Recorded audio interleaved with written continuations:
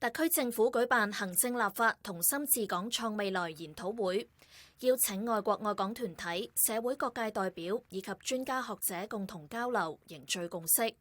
行政長官李家超喺會上作主旨發言，話過去4年嘅實踐證明，完善選舉制度係符合特區實際情況，適合香港嘅民主選舉制度。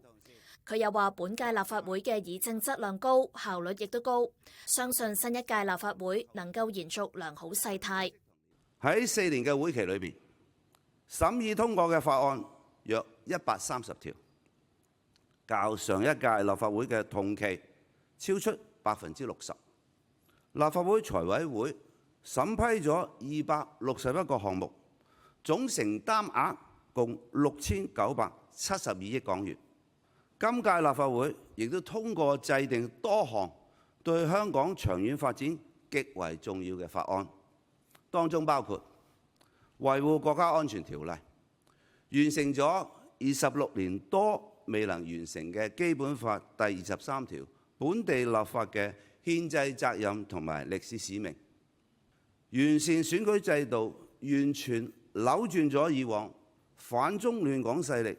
長期騎劫立法會同埋區議會嘅破壞情況，議會不再出現拉布流會，不再有刻意侮辱政府官員、癱瘓立法會運作。我深信12月7日舉行嘅立法會換屆選舉所產生嘅第8屆立法會，必將延續現屆立法會所展現嘅良好態勢，進一步展現行政主導同愛國者治港原則相適應下嘅良政善治。第8屆立法會選舉提名期10月24號展開，李家超鼓勵愛國愛港嘅優秀人才積極參選。